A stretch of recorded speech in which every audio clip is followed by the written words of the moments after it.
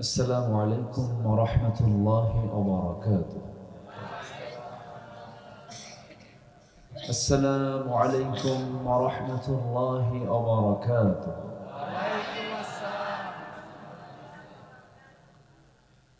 إن الحمد لله الأكرم الذي خلق الإنسان وكرمه وعلمه من البيان ما لم يعلم،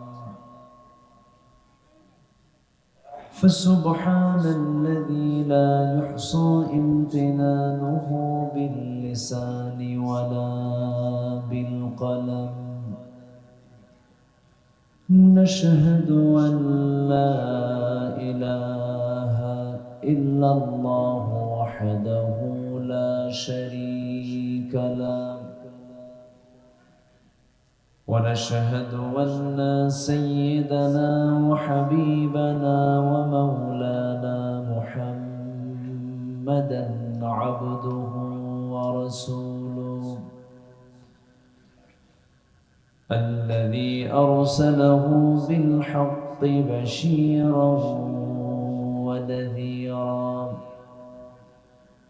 وداعيا إلى الله بإذنه وسراجا وقمرا منيرا. فقد قال الله تعالى في كلامه المجيد وفرقانه الحميد: أعوذ بالله من الشيطان الرجيم. بسم الله الرحمن الرحيم.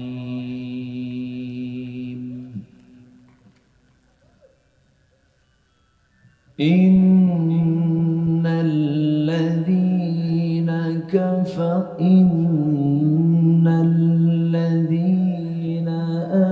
آمنوا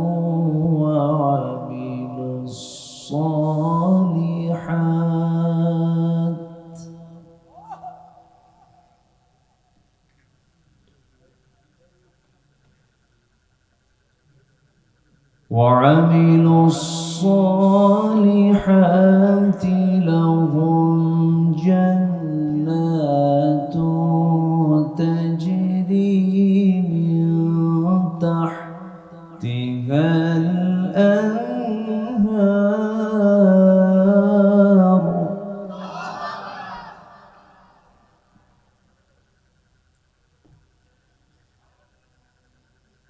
ذلك الفوز الكبير.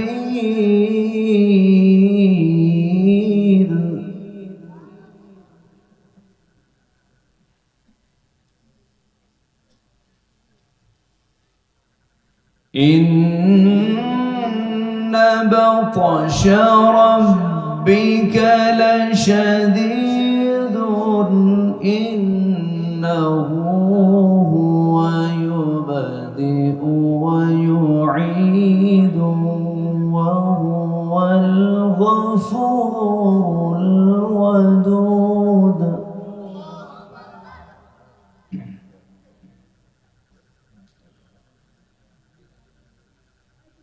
وهو الغفور الودود ذو العرش المجيد فعال لما يريد.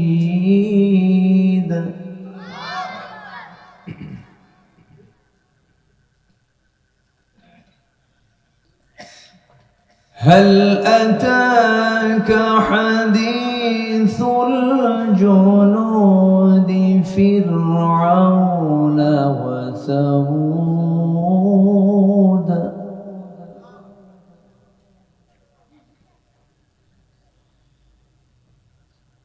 بل الذين كفروا في تكذيب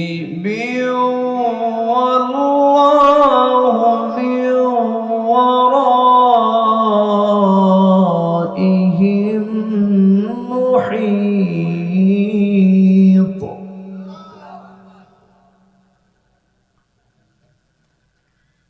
بل هو قرآن مجيد في لوح محفوظ.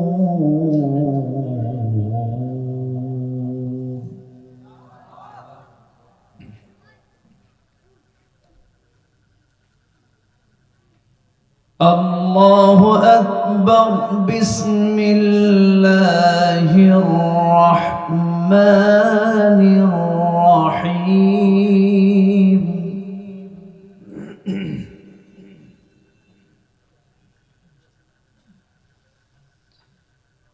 إن الله وملائكته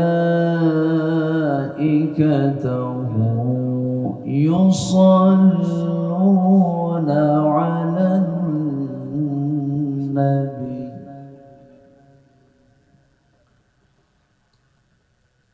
يا أيها الذين آمنوا صلوا عليه وسلموا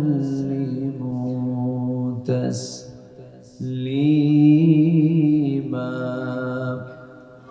اللهم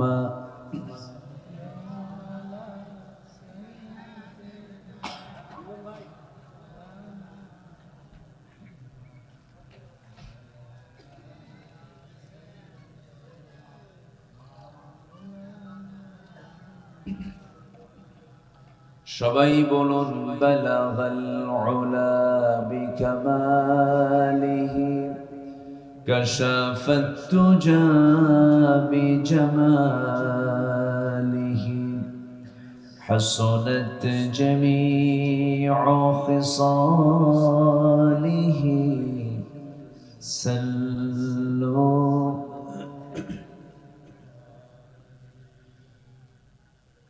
سورة يوسف بداري حكمة لقمان ما قارئ قرآن باري يهدي ليس دمان ما بلغ العلا بكماله كشف التجى بجماله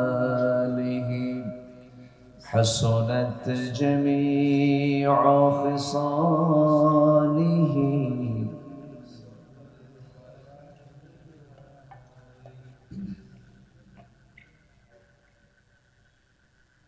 উপস্থিত হাজারাত উলামায়ে কেরাম, ফুদালায়ে ইজাম, সুশীল সমাজ, জাতির শ্রেষ্ঠ সন্তান, শিক্ষক মণ্ডলী, জাতির বিবেক, সাংবাদিক বৃন্দ, সামনে উপস্থিত, দূরে কাছে বিভিন্ন স্থান থেকে ছুটে আসা কালেমার ঝান্ডাবাহী, তাওহীদের পতাকাবাহী, দ্বীন ইসলামের নরসারদুল বীর মুজাহিদ, প্রাণ প্রিয় সম্মানিত দ্বীনী ভাইরা, আড়ালে বসে আছেন শ্রদ্ধেয়া সম্মানিতা মা বোনেরা, আলোচনার সূচনায় আনুষ্ঠানিকতার মধ্য দিয়ে আমার পক্ষ থেকে আবারও দিল খোলা, হৃদয় নিংড়ানো, উজাড় করানো সালাম, আসসালামু আলাইকুম ওয়া রাহমাতুল্লাহি ওয়া বারাকাতুহু। সবাই কেমন আছেন? আমাকেও প্রশ্ন করে ফেলেছেন। আল্লাহ তাআলা আমাকে আপনার সাথেই, আপনার মতোই, আপনার সঙ্গেই রেখেছেন। বলি আলহামদুলিল্লাহ। মহান রব্বে করিমের দরবারে অসংখ্য শুকরিয়া, যে মহান আল্লাহ সুবহানাহু ওয়া তাআলা সারাদিনের সকল কাজকর্মের ইতি টেনে ক্লান্ত শ্রান্ত দেহটাকে স্বস্তি দেওয়ার জন্য ধীরে ধীরে যখন বিছানার দিকে চলে যাব, ঠিক সেই মুহূর্তে বসে আছি কোরআনের টানে জান্নাতের ফুল বাগানে। যেমনই বসার তৌফিক দিলেন সেই মহান রবের শানে বলে উঠছি আলহামদুলিল্লাহ। আবারও বলছি আলহামদুলিল্লাহ। চিৎকার মেরে বলছি আল্লাহুম্মা ইন্নী আসআলুকা আল হুদা ওয়াত তুকা ওয়াল আফাফা ওয়াল গিনা। সবাই বলি আল্লাহুম্মা আইন্নি আলা যিকরিকা ওয়া শুকরিকা ওয়া হুসনি ইবাদাতিকা। আমরা আল্লাহ তাআলার শুকর আদায় করে নিলাম। মহান রব্বুল আলামিনের দরবারে লাখ কোটি শুকর, যিনি আমাকে আপনাকে সৃষ্টির সেরা করে দুনিয়াতে পাঠিয়েছেন। মানুষকে আল্লাহ তাআলা দিয়েছেন সকল সৃষ্টির উপরে একটি বিশেষ মর্যাদা, যা অন্য কোন মখলুককে আল্লাহ তাআলা এই মর্যাদা দেননি। আল্লাহ তাআলা মৃত্যুর মধ্য দিয়ে সকল মখলুকের সকল কিছু সম্পূর্ণ করে ফেলবেন, কিন্তু জিন এবং ইনসান, ওয়ামা খালাকতুল জিন্না ওয়াল ইনসা ইল্লা লিয়াবুদুন মিনাল জিন্নাতি ওয়ান নাস। জিন এবং ইনসানকে, মানুষ এবং জিন জাতিকে আল্লাহ রাব্বুল আলামিন মৃত্যুর পরে তাদেরকে পুনর্জিন্দা করে প্রত্যেকটি কাজের পরিপূর্ণ হিসাব যিনি নেবেন তিনি আমার কে? আসতে বলবেন না, তিনি আমার কে? তিনি যে বিচার করবেন, তিনি যে আমার হিসাব নেবেন, সন্দেহ লাগে না? মরে গেলে শেষ হয়ে যাবে? মরে গেলে কি শেষ হওয়ার কোনো সুযোগ আছে?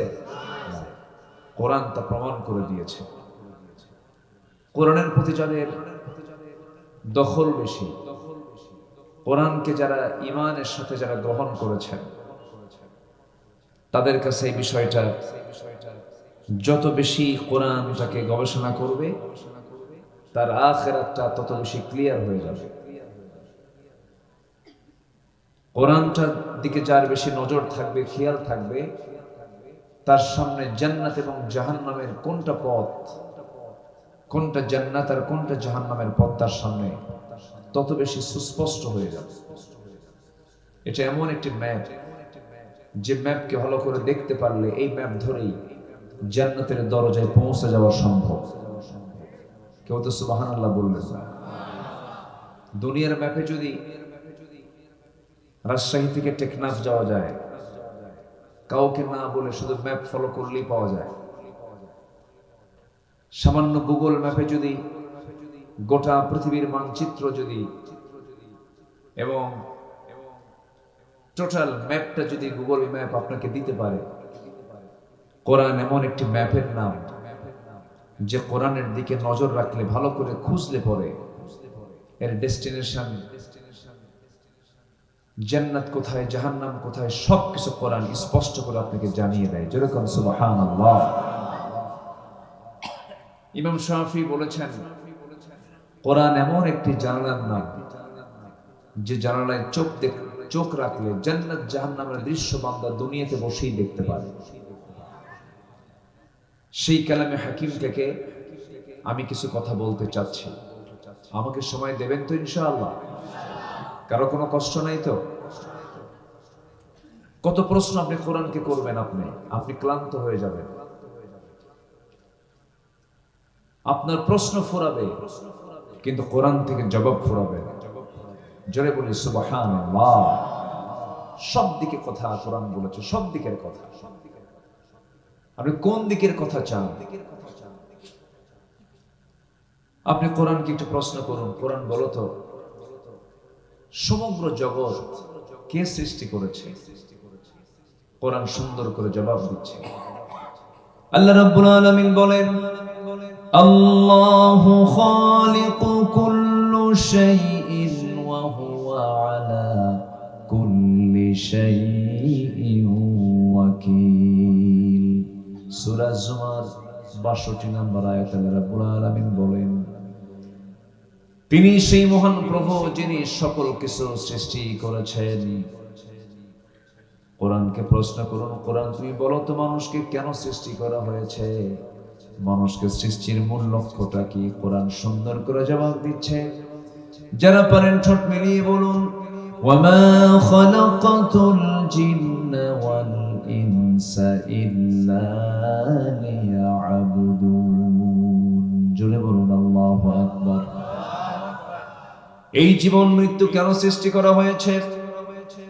আল্লাযী খালাকাল মাউতা ওয়াল হায়াতা লিয়াবলুয়াকুম আইয়ুকুম আহসানু আমালান ওয়া হুয়াল আজিজুল গফুর। জোরে বলুন আল্লাহু আকবার।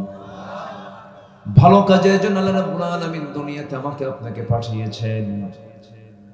প্রশ্ন করুন কোরআনকে, কোরআন তোমার এই নসিহা গুলো, তোমার এই উপদেশগুলো কারা শুনতে চায়, কারা গ্রহণ করবে? সায়াযাক্কারু মান ইয়াখশা ওয়া ইয়াতাজান্নাবুহাল আশকাল্লাযী ইয়াসলান নারাল কুবরা সুম্মা লা ইয়ামুতু ফিহা ওয়া লা ইয়াহইয়া। কোরআনকে প্রশ্ন করুন, কোরআন বলো তো তোমাকে ভয় করে চললে পরে কি প্রতিদান পাবো আমরা? আল্লাহ রাব্বুল আলামিন বলছেন, লাকিনিল্লাযীনা ইত্তাকাউ রাব্বাহুম লাহুম জান্নাতুন তাজরি মিন তাহতিহাল আনহারু খালিদিনা ফিহা নুজুলাম মিন ইনদিল্লাহ ওয়ামা ইনদাল্লাহি খায়রুল লিল আবরার। আল্লাহকে ভয় করব, আল্লাহর জান্নাত আমার জন্য আপনার জন্য ওয়াজিব হয়ে যাবে। একমাত্র ভয় করব কাকে? আসতে বলবেন না, কাকে? আল্লাহকে ভয় করা হলো বান্দার দায়িত্ব। এই দুনিয়াতে তোমাকে ভয় করে চলতে গেলে কি কি বিপদের সম্মুখীন আসতে পারে, আল্লাহ তোমাকে ভয় করলে কি কি বিপদ আসবে কোরআন সুন্দর করে বলছে। যারা পারেন ঠোঁট মিলিয়ে বলুন, ওয়ালানাবলুওয়ান্নাকুম বিশাইইম মিনাল খাউফি ওয়াল জু'i ওয়া নাকসিম মিনাল আমওয়ালি ওয়াল আনফুসি ওয়াস সামারাত ওয়া বাশশিরিস সাবিরিন। জোরে বলুন আল্লাহু আকবার।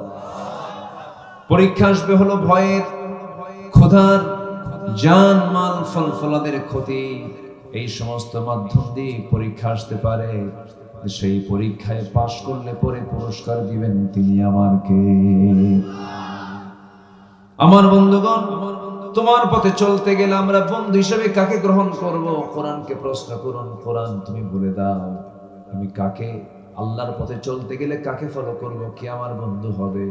ইন্নামা ওয়ালিয়ুকুমুল্লাহু ওয়া রাসূলুহু ওয়াল্লাযীনা আমানুল্লাযীনা ইউকিমুনাস সালাতা ওয়া ইউতুনাস যাকাতা ওয়া হুম রাকিউন। জোরে বলুন আল্লাহু আকবার।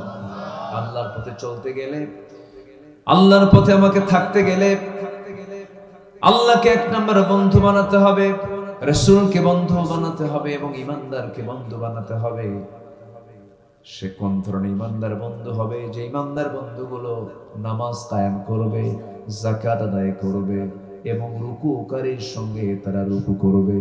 আমার দেশে বহু ঈমানদার আছে, নামাজ কায়েম তো দূরেই থাক, নামাজ পড়েও না, যাকাত আদায় করা তো দূরের কথা, সুদের মহাজন হয়ে বসে আছে, আর রুকু তো দেওয়া দূরের কথা, রুকুর উল্টা কাজে পথে বসে আছে। আছে না নাই? আমার বন্ধুগণ, আমার এই চলার পথে যদি কোনো ভুল হয়ে যায়, কোনো মিস্টেক যদি হয়ে যায়, সেই সময় আল্লাহ রাব্বুল আলামিন বান্দাকে বলছেন ভুল হয়ে গেছে, সমস্যা নাই, তুই আমার দিকে আয়, قل يا عبادي الذين أسرفوا على أنفسهم لا تقنطوا من رحمة الله إن الله يغفر الذنوب جميعا إنه هو الغفور الرحيم জোরে বলুন আল্লাহু আকবার। আমাদের গুনাহ বড় না আল্লাহর রহমত বড়? বলেন বলেন বলেন বলেন। আমাদের গুনাহ বেশি না আল্লাহর রহমত বেশি? আল্লাহর রহমতের কাছে কোনো গুনাহ টিকবে না। যদি বান্দা তওবার মতো তওবা করে, যদি বান্দা ইস্তেগফারের মতো ইস্তেগফার করে, চোখের পানি ফেলে ফেলে যদি কান্দে, একটা কথা জেনে রাখবেন, দুনিয়ার সকল কান্না দিয়া মানুষকে খুশি না করতে পারলেও এক ফোঁটা চোখের পানি দিয়ে যদি আল্লাহকে খুশি করা যায়, এক ফোঁটা চোখের পানি ৭টা জাহান্নামকে নিভায় দিয়ে সেই বান্দাকে জান্নাতে নিয়ে যাবে। আমি ভুল করার সঙ্গে সঙ্গে আমি ক্ষমা চেয়ে নেব কার কাছে? আসতে বলবেন না কার কাছে? সেই ভুলটা হবে কি ইচ্ছা করে না অনিচ্ছা করে? বলেন বলেন। ইচ্ছায়, পরিকল্পিত হতে পারে না। ইমানদার পরিকল্পিত কোনো গুনাহ করতে পারে না। কিন্তু 16 বছর শুধু আমরা দেখেছি পরিকল্পিত ষড়যন্ত্র করা হয়েছে, পরিকল্পিত নাটক সাজানো হয়েছে। 6 মাস পর পরই জঙ্গি নাটক দেখেছি আমরা। এই 8 মাস 9 মাস চলে গেল, একটা জঙ্গি নাটক নেই। আছে নাটক? কোনো আস্তানা খুঁজে পায় না, কোন অভিযানে যায় না, কোনো খোঁজ খবর আর এগুলো নাই, কোনো জঙ্গি নাটক নাই। এই নাটক যিনি বানাতেন, এই নাটকের যিনি নাট্যকার, তিনিই তো দেশে নাই, দিল্লি গিয়ে বসে আছে।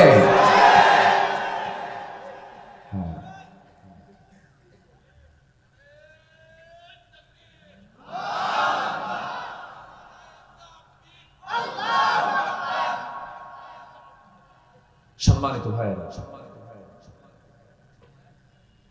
পরিকল্পিতভাবে সাজানো নাটক তারা তৈরি করেছে। আল্লাহর পছন্দের বান্দাগুলোকে তারা পরিকল্পিতভাবে রাষ্ট্রীয়ভাবে হত্যা করেছে। তারা, আপনি চিন্তা করতে পারেন আল্লামা সাঈদীর মতো মানুষকে কেমন করে নাটক, কারাগার থেকে বের করে হসপিটালে নিয়ে ইনজেকশন পুশ করে দুনিয়া থেকে বিদায় করা হয়েছে। এরকম করে একটা দুইটা নয়, ফেরাউন খুন করেছিল 40,000 শিশু, আর এরা 16 বছরে খুন করেছে 60,000 মানুষ। এগুলো নাটক। এই নাটকের বুদ্ধিদাতা হলো মিস্টার ইবলিস। আসতে কোন কেন? এই বুদ্ধি কে দিয়েছিল? ইবলিস বুদ্ধি দিয়েছিল। ইবলিসের বুদ্ধিতে চলার কারণে আর হজম করতে পারে নাই, সব দৌড় মারছে, কেউ নাই। খাইছে বেশি, যে মশা বেহুশ হয়ে খায়, যে মশা, কিছু মশা আছে খুব স্মার্ট মশা, পরে কখন টেরও পাওয়া যায়। স্মার্ট মানে আপনার চোখে পড়ার আগে ওর মানে চামড়ায় বসাও শুরু, খাওয়াও শুরু, যাওয়াও শেষ। আপনি দেখেন না, পরে দেখেন যে কি চুলকায় গেল, ফুলে গেল কেন, মানে মশা নাই কিন্তু খায় চলে গেছে। স্মার্ট মশা। আর কিছু মশা আছে হলো মানে এত খাদক, যখন বসছে ঠিক আছে, কিন্তু অমাপা খায়। দেহের যে ওজন তার চাইতে ওজন বেশি হলো মশা। আল্লাহ তাআলা এই জন্য মশার উদাহরণ আজ থেকে ১৫০০ বছর আগে দিয়েছেন। মশার উদাহরণ, মাযা আরাদাল্লাহু বিহাযা মাসালা। তোমার আল্লাহর কাজ নাই কেমনে আল্লাহ মশার উদাহরণ কোরআনের মধ্যে দিল কেন? এই জাতীয় প্রশ্ন যখন করা হলো, কিন্তু আল্লাহ তাআলা তার এই উদাহরণ দিতে গিয়ে আল্লাহর কোনো কারো কাছে কৈফিয়ত দেওয়া লাগবে? আর মশা কি ছোটখাটো কোনো বিষয় না? আজকের এই প্রযুক্তির যুগেও সামান্য মশার কামড়ে মানুষ মরে যায়, তাই না? লেটেস্ট একটা রোগ যেটা, সেটা হলো কি, এডিস মশার কামড়ে কি হয়? ডেঙ্গু। ডেঙ্গু হয়েছে যার, পঙ্গু হয়েছে সে। এই মশার কামড়। তো মশা যখন মানুষের চামড়ায় বসে, চামড়ায় বসার সঙ্গে সঙ্গে সে আগে কি করে? আগে হুল ফুটায় না, আগে চতুর্দিকে অ্যানেস্থেসিয়া করে, অবশ করে, অবশ করে, এরপর আপনাকে সাইজ করে। তুই টের পাবি, তোর বাপও টের পাবে। আগে অ্যানেস্থেসিয়া করে এরপরে সে তার হুলটা ফুটায়, পরিমাণ মতো খেয়ে, যেটা স্মার্ট, সে উঠে চলে যায়। কিন্তু কিছু মশা আছে বেহুশ, খাইতে খাইতে কোনো হুঁশ থাকে না, দেহের চাইতে ওর রক্তের পরিমাণ পেটে নেওয়া বেশি হয়ে যায়, আর নড়তে পারে না, উঠতেও পারে না, চিথে পড়ে ওই জায়গায় মরে। এই 16 বছর যারা ছিল ক্ষমতায়, বেহুশের মতো খাইছে, পালানোর রাস্তা খুঁজে পায় না। সিলেট দিয়ে যাইতে চাইছিল কালামানিক, সিলেট বাসে একদম বিসি আউট করে দিছে। জানেন না আপনারা? জানেন না? এগুলো জানেন না? আল্লাহ ছাড় দেন, ছেড়ে দেন না। এই জন্য জুলুম করা যাবে না, আমরা জুলুম করবো না। জোরে বলে ইনশাআল্লাহ। জুলুম করলে একদম সোজা ডাইরেক্ট তাকে ধরে ফেলেন কে? আল্লাহ ধরে ফেলেন। জুলুমের কাতারে যাওয়া যাবে না, জুলুম করতে পারবো না আমরা। জুলুম, ইমানদার কখনো জুলুম করতে পারে না। ইমানদারের সঙ্গে জুলুম শব্দটা যায় না। ইমানদার জুলুমকে উৎখাত করে সেখানে শান্তি প্রতিষ্ঠা করবে, হককে প্রতিষ্ঠা করবে। ইমানদার কখনো জালিম হতে পারে না, ইমানদার কখনো ফাসিক হতে পারে না, ইমানদার কখনো মুশরিক হতে পারে না। আমার বন্ধুগণ,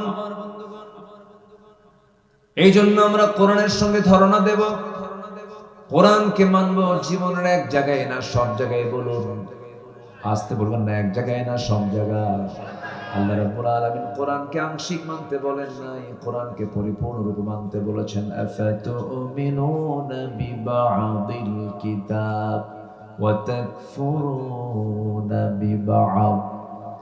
কিতাবের কিছু অংশ মানবে আর কিছু অংশ মানবে না। এর ফলাফল হলো ইল্লা খিজিয়ুন ফিল হায়াতিদ দুনিয়া। দুনিয়ার জিন্দেগিতে তুমি লাঞ্ছিত হবে, লাঞ্ছিত জীবন যাপন তোমার জন্য উপহার হয়ে যাবে, এবং আখিরাতের জিন্দেগিতে তুমি ক্ষতিগ্রস্তদের অন্তর্ভুক্ত হয়ে যাবে। এই জন্য আমার বন্ধুগণ, কোরআনকে মানার শর্ত হলো আংশিক না পুরোপুরি, অর্ধেক না পুরোপুরি। কোরআন তেমন একটি বিধানের নাম, যার একটি হরফকে যদি আপনি অমান্য করেন, ঈমানটা চলে যাবে। একটা শব্দ তো দূরেই থাকলো, একটা আয়াত তো দূরেই থাকলো, একটা হরফকে যদি আপনি অস্বীকার করেন, আপনার ঈমান থাকবে না। এই জন্য কোরআনকে সম্পূর্ণরূপে মানার জন্য তাকিদ দিয়েছেন তিনি আমারকে।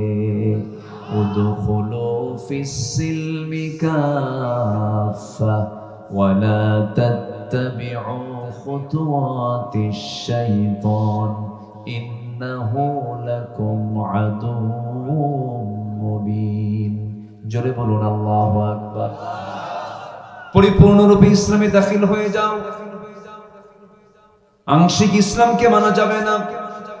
ব্যক্তিগত জীবনে ইসলাম মানবে, পারিবারিক জীবনে ইসলাম মানবে, রাষ্ট্রীয় জীবনে ইসলাম মানবে না। রাজনীতির প্ল্যাটফর্মে গিয়ে নবীর নাম বাদ দিয়ে দিবা, রাজনৈতিক আন্দোলন করতে গিয়ে আমার নবীর সুন্নাহকে বাদ দিয়ে তুমি অন্য নেতারা তুমি সুন্নাহকে ধরবা। রাসূলকে শুধু নামাজে মানবে, রাসূলকে শুধু রোজাতে মানবে, রাজনীতির প্ল্যাটফর্মে মানবে না, রাষ্ট্রবিধানে মানবে না, আইনে মানবে না। তুমি নবীর উম্মত নও, তুমি হলো ভণ্ড, মহাভণ্ড। ঠিক কিনা? নিজের সুবিধা মতো করে ইসলামকে মানতে চায়, সুবিধা মতো, নিজের সুবিধা ইসলাম মানা যাবে না। ইসলামকে মানতে হবে ইসলামের মতো করে। ইসলামকে মানতে হবে কি? ইসলামের মতো করে ইসলামকে মানতে হবে। ইমানদার কখনো বলতে পারেন আমি জাতীয়তাবাদী চেতনার মানুষ, ইমানদার কখনো বলতে পারেন আমি সেকুলার পন্থী মানুষ, ইমানদার বলতে পারেন আমি সোশিয়ালিজমকে লালন করি, ইমানদার বলতে পারেন আমি ক্যাপিটালিজমকে লালন করি। কারণ এই সমস্ত ইজম গুলো সব মানুষের তৈরি করা ইজম। এই সমস্ত তন্ত্র মন্ত্র পচা বস্তা সব নিজের জীবন থেকে ধুয়ে মুছে সাফ না করা পর্যন্ত ঈমানের দাবি করা সম্ভব নয়। তারা করতেছেন নাকি আপনারা?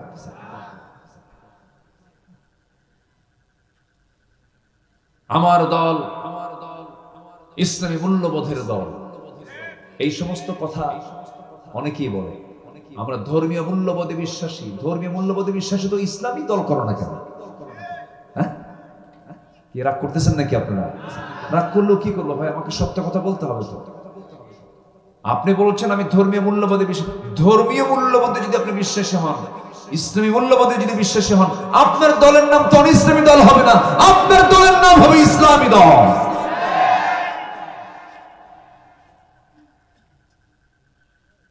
আল্লাহ পাক দল করতে বলেছেন কি, ইসলাম না অন ইসলাম? আরো জোরে, আরো জোরে। কোন ইসলাম? কোন ইসলাম? শহীদুল ইসলাম, শরীফুল ইসলাম, আরিফুল ইসলাম, না আল ইসলাম?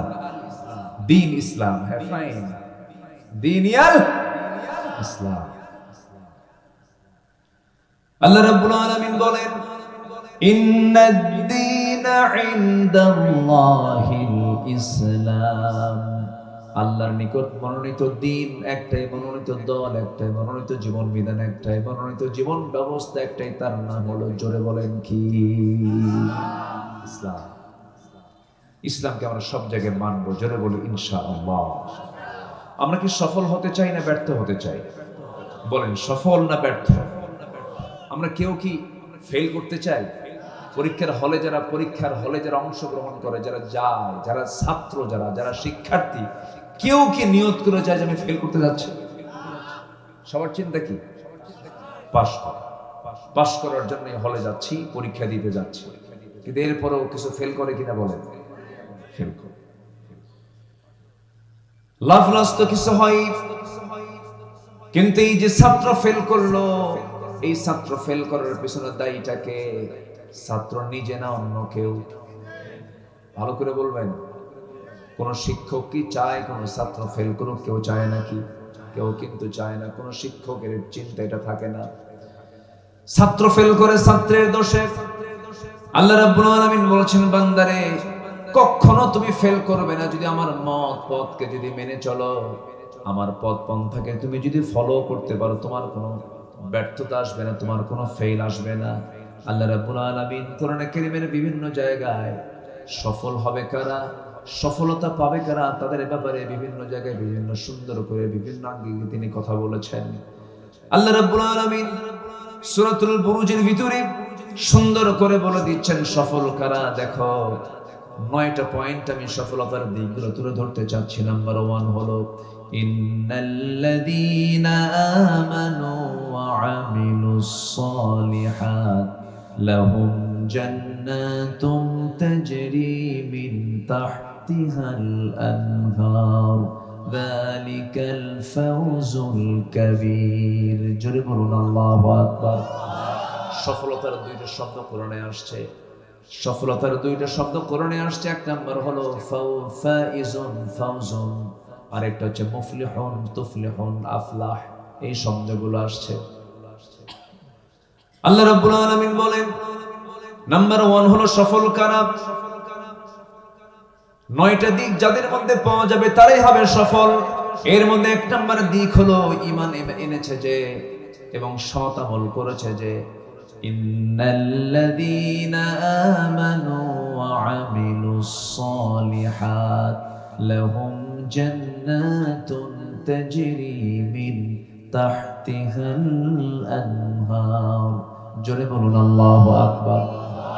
ঈমান যারা আনবে এবং নেক আমল যারা করবে তাদের জন্য ক্ষণিকের জান্নাত নয়, তাদের জন্য চিরস্থায়ী জান্নাতের বন্দোবস্ত আমার আল্লাহ তাআলা রেখে দিয়েছেন। শর্ত হলো ঈমানও আনতে হবে, নেক আমলও করতে হবে। আমার দেশে ঈমানদার লোক বেশি না নেক আমলওয়ালা লোক বেশি? বলে আমার দেশে ঈমানদার লোক বেশি না নেক আমলের লোক বেশি? বলে আমলের লোক বেশি না ঈমানদারের লোক বেশি? ঈমানদার বেশি না আমলওয়ালা বেশি? হ্যাঁ,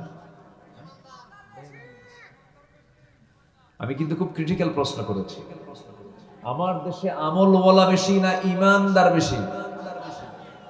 নামাজ না পড়ো কিন্তু ঈমান আছে, এই লোকগুলো ওঠে কেন আমি বুঝলাম না। এই ভাইজান বসুন, নড়াচড়া করছেন কেন? এটা কি জনসভা শুধু বলেন তো? এটা কি প্রচলিত ট্র্যাডিশনাল কি? এটা কি জনসভা? এটা একটি ইবাদতের জায়গা। বলি আলহামদুলিল্লাহ। এখন এটা কিসের জায়গা হয়ে গেছে বলেন তো?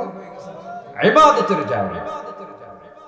এই জায়গার কোন শৃঙ্খলা ভঙ্গ যদি আপনার দ্বারা হয়ে যায়, বিশেষ করে কোরআনের মাহফিলে আপনার দ্বারা যদি কোনো শৃঙ্খলা ভঙ্গ যদি হয়ে যায়, ফেরেশতা যদি এটাকে নোট করে ফেলে যে শৃঙ্খলা ভঙ্গ হিসাবে নোট করা হলো, বলেন তো বিচার আছে কিনা? বলেন হ্যাঁ আছে কিনা? আছে কিনা বিচার? বলেন তো। সাবধান, বি কেয়ারফুল। মাহফিলকে সফল করার দায়িত্ব একার না সবার? এটাকে সফল করলে পরে আমাকে খুশি হয়ে পুরস্কার দিবেন কে? আপনি চলে গেলে তো মাহফিল সফল হবে না। বসে তাহলে আমার দেশে আমল ওয়ালা বেশি না ইমানদার বেশি? ইমানদার বেশি। আমল দরকার নেই। বাপ হাজি মানুষ, আমি হাজি সাহেবের ছেলে, আছে কিনা বলে? আচ্ছা, আমার দাদা মুসলমান, আমার বাপ মুসলমান, আমিও মুসলমান, আল্লাহ মানে জান্নাত না দিয়ে যাবে কোথায়? এই সমস্ত পুঁজি নিয়ে জান্নাতে যাওয়া যাবে না। জান্নাতে যাওয়ার পুঁজি এগুলো না। জান্নাতে যাওয়ার পুঁজিগুলো কি কি? আল্লাহ রাব্বুল আলামিন কোরআনে কারীমের ভিতরে বিভিন্ন জায়গায় ক্লিয়ার করে বলে দিয়েছেন, জান্নাত পাওয়ার জন্য বংশের পরিচয় দিয়ে জান্নাত পাওয়া যাবে না। বংশের পরিচয় দিয়ে যদি জান্নাত পাওয়া যেত, আবু লাহাব বহু আগে জান্নাত পেয়ে যেত। বংশের পরিচয় দিয়ে যদি জান্নাত পাওয়া যেত, আবু জেহেলও জান্নাত পেয়ে যেত। কারণ নবীর বংশের নাম কুরাইশ, আবু জেহেলের বংশের নামও কুরাইশ। বাবার পরিচয় দিয়ে যদি ছেলে জান্নাত পেয়ে যেত, অবশ্যই নূহ আলাইহিস সালাতু ওয়াস সালামের ছেলে কেনান সে জান্নাত পেয়ে যেত। আবার সন্তানের পরিচয় দিয়ে যদি বাবা জান্নাত পেয়ে যেত, অবশ্যই আজর জান্নাত পেয়ে যেত। ইব্রাহিম আলাইহিস সালাতু ওয়াস সালাম বাবা আজর জান্নাত পেয়ে যেত। বাবার পরিচয় দিয়ে ছেলে জান্নাত পাবে না, ছেলের পরিচয় দিয়ে বাবা জান্নাত পাবে না, বংশের পরিচয় দিয়ে কেউ জান্নাত পাবে না। জান্নাত পাওয়ার জন্য শর্ত হলো ঈমান এবং নেক আমল। ঈমান আছে, নেক আমল নাই, কোনো মূল্য নাই। আবার আমল আছেন, ঈমান নাই, তাও মূল্য নাই। দুটাই লাগবে বলে দিয়েছেন তিনি আমার কে? আল্লাহ রাব্বুল আলামিন। সেই জন্য বলছেন, ঈমান যদি আনতে পারো, নেক আমল যদি ভালো করে করতে পারো, আমি আল্লাহ তোমাকে এমন সুন্দর জান্নাত দেব যে জান্নাতের নিচ দিয়ে নহর প্রবাহিত, নদী প্রবাহিত। জোরে কোন সুবহানাল্লাহ। রাজশাহী কোন নদীর তীরে? বলেন বলেন বলেন। নদী, আনহার। জান্নাতটাও আল্লাহ পাক রেখে দিয়েছেন নদীর তীরে, যার নিচ দিয়ে নদী প্রবাহিত। যেখানে জান্নাতের বর্ণনা সেখানে আল্লাহ পাক নহরের কথা বলেছেন। সে জায়গায় থাকবে হলো শুধু পানির নহর নয়, 4টা নহর থাকবে। কেউ কি একটু সুবহানাল্লাহ বলবেন না ভাই? সবাই কি জান্নাত চান না? সবাই কি জান্নাত চান? 4টা নহর থাকবে সেই জায়গায়। এর মধ্যে আল্লাহ রাব্বুল আলামিন 1 নম্বরে জান্নাতের কথা বলেছেন, যে নহরের কথা বলেছেন। পানির নহর থাকবে, শরাবের নহর থাকবে, মধুর নহর থাকবে, দুধের নহর থাকবে। আল্লাহ রাব্বুল আলামিন দুধটাও দুনিয়াবাসীর জন্য দিয়ে দিয়েছেন, মধুটাও আল্লাহ রাব্বুল আলামিন দুনিয়াবাসীর জন্য দিয়ে দিয়েছেন, পানিটাও দিয়ে দিয়েছেন। আরেকটা হলো শরাব। সেই শরাবটা স্পেশাল শরাব। দুনিয়ার মদ খেলে পরে লিভার পচে যায়, সেন্সলেস হয়ে যায়, মস্তিষ্ক বিকৃত হয়ে যায়। কিন্তু জান্নাতের যে শরাব আল্লাহ রাব্বুল আলামিন দিবেন, যা পান করলে পরে যৌবন শক্তি ডাবল ডাবল হয়ে যাবে। এবং আল্লাহ রাব্বুল আলামিন ওই শরাবের মধ্য দিয়া ওই জান্নাতের যুবকটাকে চিরযৌবন তাকে দিয়ে দিবেন। জোরে কোন সুবহানাল্লাহ। আর দুনিয়ার শরাব খেলে কি হয়? তাল না মাতাল? তাল না মাতাল? মাতাল। মদ খায় রাত 3টার দিকে দরজার কাছে এসে বলে, বউকে ডাক দিচ্ছে, বউ তো টের পাইছে এত জোরে ডাকে, খাইছে দেখিস অবশ্যই। দরজা খোলার সাহস পায় না, বড় ছেলেকে ডাক দিয়ে বলে, বাজান তোর বাপ আসছে, দরজায় ডাকতেছে, আমি তো একা যেতে পারতেছি না, তুই আয় সাথে।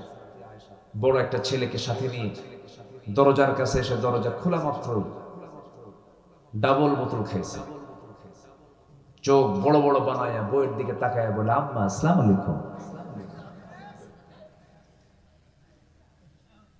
বউ মনে মনে কয়, হাই রে, কোন তালে পড়লাম।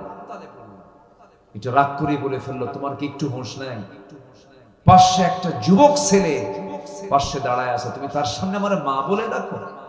ছেলের দিকে এখন উল্টা তাকায়া বলে, দুলাভাই আসসালামু আলাইকুম। এই হচ্ছে দুনিয়ার সারা। এবং যে মাদকাসক্ত, তার দ্বারা সবই সম্ভব। সে তার নিজের মেয়ের সঙ্গেও জেনা করতে পারে, নিজের বোনের ইজ্জত নিতে পারে, একটা মানুষকে খুন করতে পারে। আর সেই মদের ফ্যাক্টরি আমার দেশে থাকে, আর সেই মদের আইন আমার দেশের সংসদে মুসলমানরা পাস করে। আর সেই দল করে বলে, আমি ধর্মীয় মূল্যবোধে বিশ্বাসী। কি কথা কি বুঝতেছেন আপনারা? কার গায়ে লাগলো আর কার গায়ে না লাগলো এগুলো আমাদের দেখার বিষয় নেই, এগুলো কথা বলতে হবে আমাদের। জেল খাটছি, অনেক অত্যাচার সহ্য করছি, সমস্যা নেই, মরবো তো একবারই, মরার মতো মরবো। বাতিলদের সামনে মাথা নত ইমানদার কখনো করতে চায় না, করতে পারেও না, ঠিক কিনা? বহু আন্দোলন হয়ে গেছে। ৭১-এ জাগছিলাম, এ জাতি জাগছিল না ৭১-এ, এর আগে জাগছিল ৪৭-এ। ২৪-এ জুলাই আন্দোলনটা আমাদের সন্তানরা করে সফল হয়েছে, ভালো কথা, ভালো, আলহামদুলিল্লাহ। কিন্তু আমরা নতুন বাংলাদেশ দেখতে চাই, কোরআনকে সাথে নিয়ে নতুন বাংলাদেশ আমরা দেখতে চাই।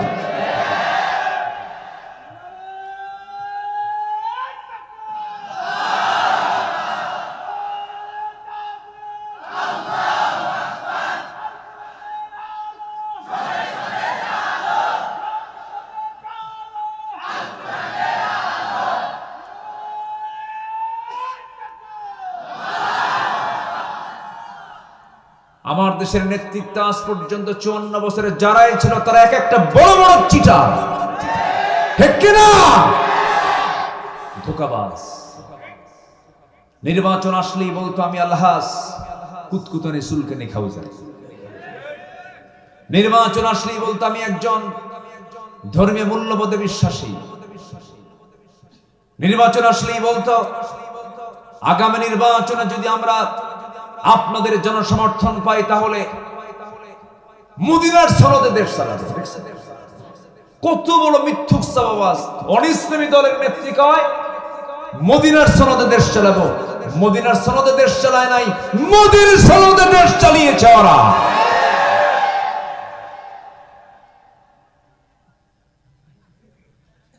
সম্মানিত ভাইয়েরা, আমরা চাঁদাবাজদের দৃশ্য আর বাংলার জমিনে দেখতে চাই না। যারা ভূমিদস্যু, যারা পুকুর দখল করে, ব্যবসা দখল করে, জায়গা দখল করে, ওই সমস্ত কালোবাজারিদের নেতৃত্ব দেখতে চাই না আমরা বাংলার জমিনে।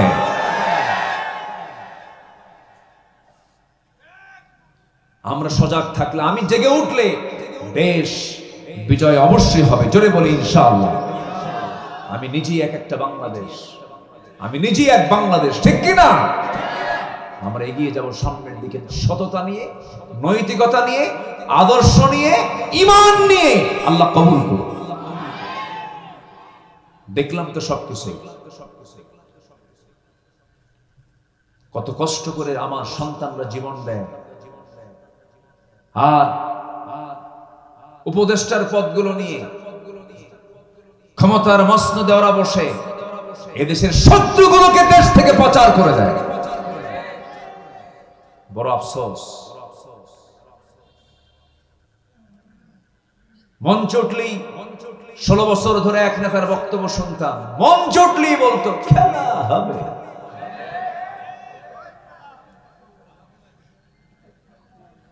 শোনেন নাই? শোনেন নাই? মানুষ এত নিচু হয় কেমন? সম্মানিত ভাইরা, সম্মানিত বন্ধুগণ, অহংকারকে চূর্ণ করে দেন তিনি কে?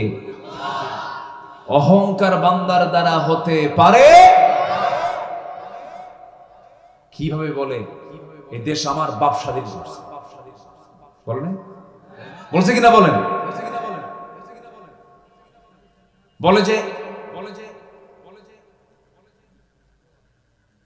কোটা আন্দোলন করলো ছাত্ররা, বললো যে না আমাদের মেধার যাচাই হওয়া দরকার। জবাব বললো রাজাকারের নাতিমতিরা চাকরি পাবে। এগুলো কি বিনয়ের কথা না অহংকারের কথা? হ্যাঁ, আপনার দৃষ্টিতে বাপ অপরাধী হতে পারে, সন্তানকে কি সেই অপরাধের দায় করা যায়? ব্যক্তির অপরাধ ব্যক্তিকে চাপিয়ে দিতে হবে, ব্যক্তির অপরাধকে আর অন্য কারোর উপরে চাপিয়ে দেওয়া যাবে? সম্মানিত ভাইয়েরা, সফল হওয়ার জন্য কিচ্ছু লাগবে না। সফল হওয়ার জন্য এক নাম্বার লাগবে হলো ঈমান। কি লাগবে বলেন? আরো জোরে বলেন, কি লাগবে? সাইয়েদনা ওমর ফারুক ছিলেন শাসক, কিন্তু সাথে লাগাতে হবে ঈমানদার শাসক। ঠিক কি না? কি শাসক বলেন? ঈমানদার শাসক। আমার দেশে অনেক পরিবর্তন হয়ে যেত, অনেক আগেই হয়ে যেত যদি আমরা একটা শাসক শুধু না বসায় যদি ঈমানদার শাসক বসাতাম। কি শাসক বসাতাম বলেন? ঈমানদার শাসক কাকে বলে? সাইয়েদনা ওমর ফারুকের দিকে তাকান, ঈমানদার শাসক কাকে বলে?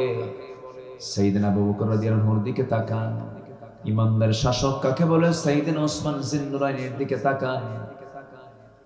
ঈমানদার শাসক কাকে বলে? সাইয়েদনা আলীর দিকে তাকান। কি তাদের শাসন কার্য ছিল, কি তাদের সুন্দর করে খেলাফত পরিচালনা ছিল। তারা এই শাসনটাকে বিশাল জবাবদিহিতা মনে করে আখিরাতে জবাব দিতে হবে এই বিষয়ে খুব স্পর্শকাতর মনে করে তারা এই দায়িত্বগুলো পালন করেছেন। সাইয়েদনা ওমর ফারুক রাদিয়াল্লাহু আনহু একদিন আবেগ আপ্লুত হয়ে বলছেন, ও আমার ভাইরা, ফোরাতের তীরে যদি একটা কুকুর অনাহারে মারা যায়, ইরাকের রাস্তা খারাপের কারণে গর্তের মধ্যে যদি উটের পা পড়ে, যদি উটের পা ভেঙে যায়, উটের পা কেন ভাঙলো, কুকুর কেন অনাহারে মারা গেল, কিয়ামতের দিন এই উট নিয়ে, এই কুকুর নিয়ে এটার জবাব দিতে হবে আমার আল্লাহর আদালতে। কি তাদের চিন্তা ছিল?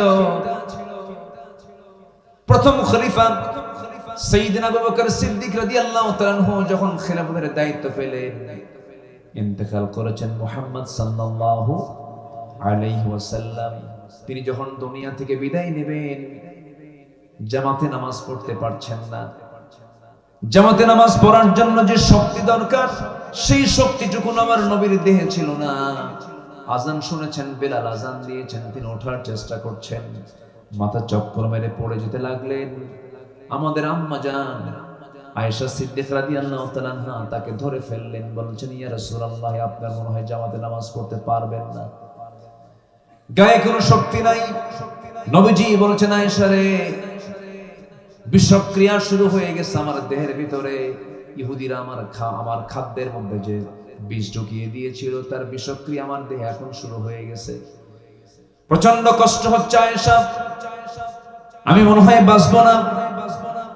আজান তো দিল আমার বেলাল, নামাজের ওয়াক্ত চলে এসেছে, আমার মুসাল্লায় কে দাঁড়াবে?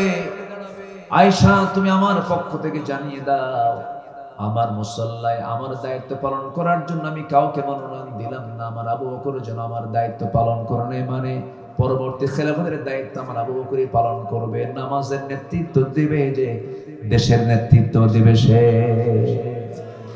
তাহলে শাসক হবে, নামাজেরও ইমাম, রাষ্ট্রেরও। আমার দেশে কি দুই ডিপার্টমেন্ট, দুই ডিপার্টমেন্ট না, ব্যক্তি হবে একজন আর জায়গা দুইটা, নামাজ এবং রাষ্ট্র, ইমাম এবং রাষ্ট্র। রাষ্ট্র এবং ইমাম কি ব্যক্তি কয়জন হবে?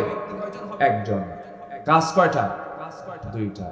নামাজের দায়িত্ব যিনি পালন করবেন, রাষ্ট্রের দায়িত্ব তিনি পালন করবেন। আমার নবী তাই শিখিয়ে গেছেন। মদিনার তিনি ইমাম ছিলেন, আবার রাষ্ট্রেরও তিনি নেতা ছিলেন। আবার তিনি চিফ জাস্টিস ছিলেন, তিনি বিচার কার্য ফায়সালা করতেন। এক ব্যক্তি বিচারক, এক ব্যক্তি ইমাম, আরেক একই ব্যক্তি হলেন কি শাসক।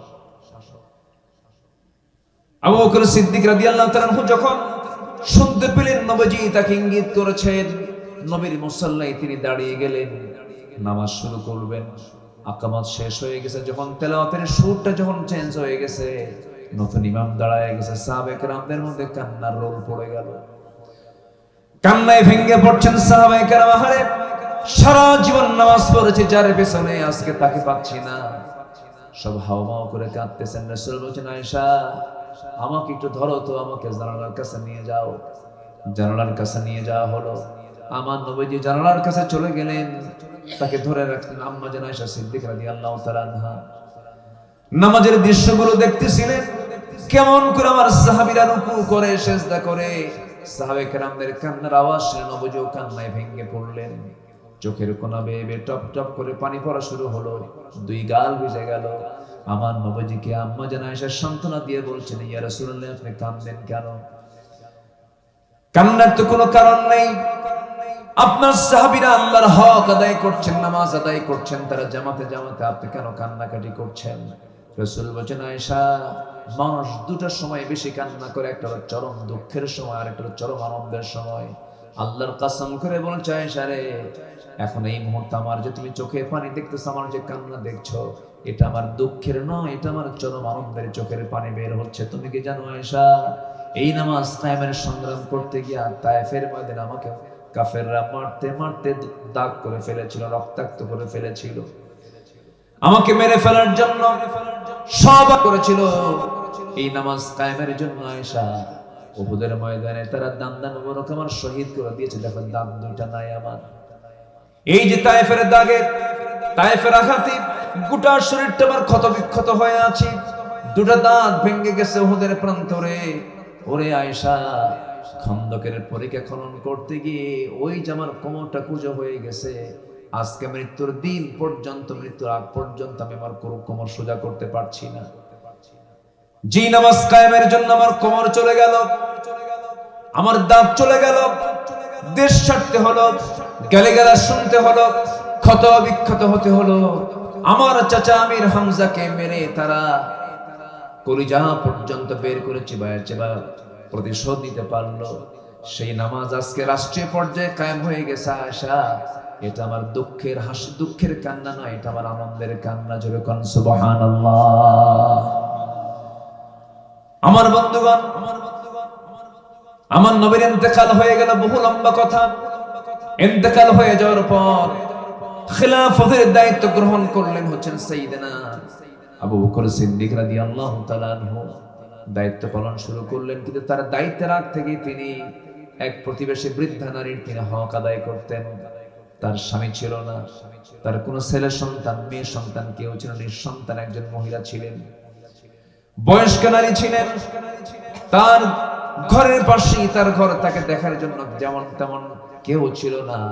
তিনি করতেন কি, প্রত্যেক রাতে তিনি চলে যেতেন মহিলার কাছে, গিয়ে তার কাপড় চোপড় ধুয়ে দিতেন, তার খাবার টাবার প্রস্তুত করে দিতেন, ধুয়ে দিতেন, সবকিছু পরিষ্কার করে ঘর বাড়ি পরিচ্ছন্ন করে তিনি দিয়ে আসতেন।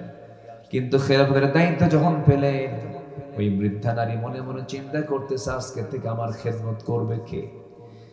আবু বকর তো নতুন দায়িত্ব পেয়ে গেল, কিন্তু দায়িত্ব পেয়েছেন, এটার কোনো প্রভাব ওই বৃদ্ধা নারীর ঘরে পড়লো না।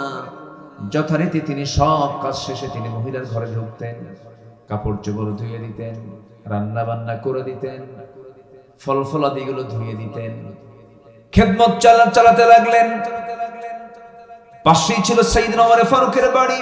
তিনি মনে মনে চিন্তা করছেন, আমাদের ভাই আবু বকর তো খেলাফতের দায়িত্ব পেয়েছেন, ওই মহিলার খেদমতটা আমি করা শুরু করি।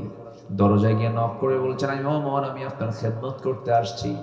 সঙ্গে সঙ্গে মহিলা বলছে, খেদমতের প্রয়োজন নাই, কিছুক্ষণ আগে এক যুবক আমার খেদমত করে দিয়ে চলে গেছে।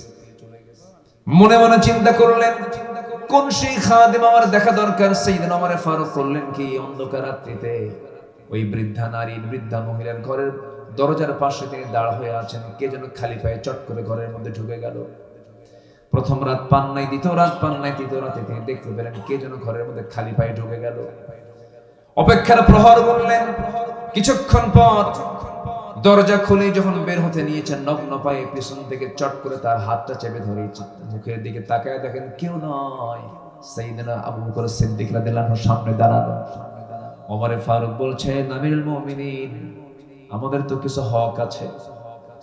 আপনি দিনের বেলা রাষ্ট্র চালাবেন, রাত্রিবেলা এত পরিশ্রম করবেন, আপনি তো বাঁচবেন না, অসুস্থ হয়ে পড়বেন। সাইয়েদনা আবু বকর বলেন, আবু ওমর, কিয়ামতের দিন আমার হিসাব তুমি দিবা না, তোমার হিসাবটা আমি দেব না, আমার প্রতিবেশীর হক আমাকে আদায় করার সুযোগটা তুমি দিয়ে দাও। জোরে কোন সুবহানাল্লাহ। প্রত্যেক রাতে তিনি খালি পায়ে বের হতেন জনগণকে দেখার জন্য, প্রত্যেক রাত্রিতে খালি পায়ে বের হতেন। ওমর ফারুক একদিন তাকে দেখে ফেলেন, তিনি খালি পায়ে নগ্ন পায়ে হাঁটতেছেন। প্রশ্ন করছেন, সাইয়েদনা আবু বকর, খালি পায়ে হাঁটেন কেন? এই যে পাহাড়িয়া পথ, পাথরের পথ, পাথরের ধাক্কা লেগে, পাথরের সঙ্গে আঘাত লেগে পা থেকে রক্ত ফেটে, চামড়া ফেটে রক্ত বের হয়ে যাবে, আপনি তো অসুস্থ হয়ে পড়বেন। সাইয়েদনা আবু বকর বলেন, ও আমার ভাই ওমর, আমি যদি খালি পায়ে গভীর রাত্রিতে না হেঁটে যদি জুতা পায়ে হাঁটি, জুতার শব্দের সাথে, জুতার সাথে পাথরের আঘাত লাগবে, একটা আওয়াজ বের হয়ে যাবে। এই আওয়াজটা যদি আমার রাষ্ট্রের, আমার নাগরিকের কানে চলে যায়, গভীর রাত্রিতে ঘুম নষ্ট হয়ে যাবে। আর যদি আমার পায়ে হাঁটার শব্দে যদি আমার প্রতিবেশী, আমার রাষ্ট্রের নাগরিকের যদি ঘুম নষ্ট হয়ে যায়, কিয়ামতের দিন এর জন্য আসামির কাঠগড়ায় দাঁড়িয়ে তার জবাব দিতে হবে। এই জন্য আমি নগ্ন পায়ে, খালি পায়ে জনগণকে দেখার জন্য নিশীতে রাত্রিতে হাঁটতেছি। জোরে কোন সুবহানাল্লাহ। নেতা আসিবেন রাজশাহীতে, ঢাকা হইতে, কি হইতে, ঢাকা হইতে আসিবেন বা ইয়ারে আসিবেন, এয়ারপোর্টের লাইন সম্পূর্ণ ক্লোজ। ভিভিআইপি আসিবেন, ঠিক আছে কিনা? সাহেব বাজারের রাস্তা 3 ঘন্টার জন্য বন্ধ। এয়ারপোর্টের লাইন পাওয়া থেকে আমচত্বর পর্যন্ত 3 ঘন্টা কোনো যানবাহন চলিবে না। ভিভিআইপি আসিতেছে, আছে নাকি? এগুলো ভিআইপি নিল সো ঠিক কিনা?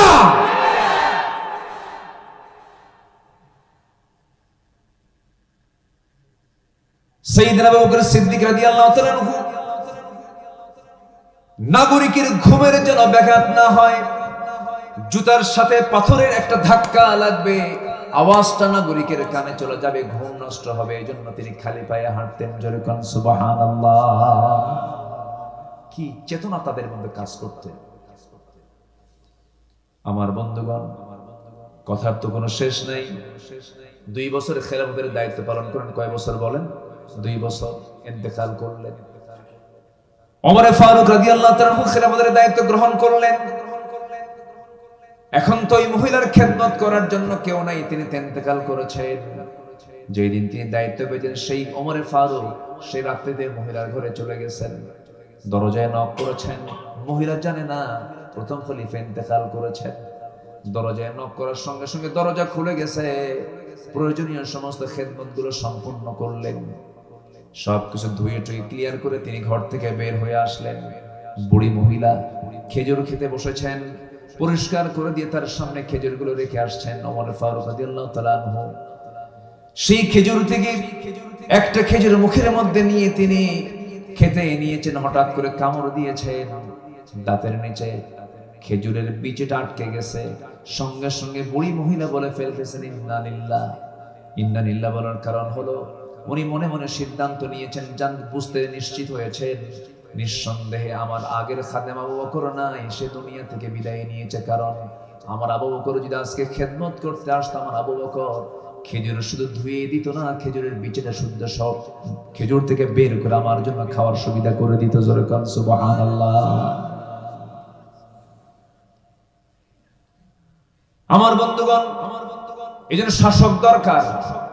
কি ইমানহীন না ইমানদার, বেনামাজি না নামাজি, খেয়ানতকারী না আমানতদার, মিথ্যাবাদী না সত্যবাদী, ওয়াদা রক্ষাকারী না ওয়াদা ভঙ্গকারী? মনে থাকবে কথাগুলো, মনে থাকবে সবার? কি মনে থাকবে? আমরা তো মানুষও ভালো না, আমার এই দেশের মানুষ তো আমার ভালো না। ভালো মানুষ আপনার কাছে আসলে তখন আপনি ঠেলে দিয়ে বলেন, আপনি এখানে আসছেন কেন? এখানে কি ভালো মানুষের ভাত আছে? আমরা এই দেশের মানুষও ভালো না, আমাদেরও সমস্যা আছে, আছে না নাই বলেন? ফাইল নড়ে না, ঘুষ দেয় কে? কে দেয়? জনগণ। জনগণ দেয় না? জনগণ দেয়। স্যার ফাইলটা তাড়াতাড়ি পার করে দেন, আপনার ফাইল তো 99 নম্বরে। কি 99 নম্বরে থাকুক, ওটাকে 1 নম্বরে আনতে হবে, কত দিতে হবে স্যার বলেন? আছে না নাই? ঘুষ খাওয়া তো দোষ, তবে ঘুষ দেওয়ার মধ্যে কোনো দোষ নাই। আসতে কর, আছে না নাই? সুদ খাওয়া তো দোষ, সুদ দিতে কোনো দোষ নাই। হ্যাঁ, আছে না নাই? সুদ খাওয়াও দোষ, সুদ দেওয়াও দোষ। সুদ খাইলি কেন, এটারও বিচার হবে। সুদ দিলি কেন, এটারও বিচার হবে। বিচার করবেন কে?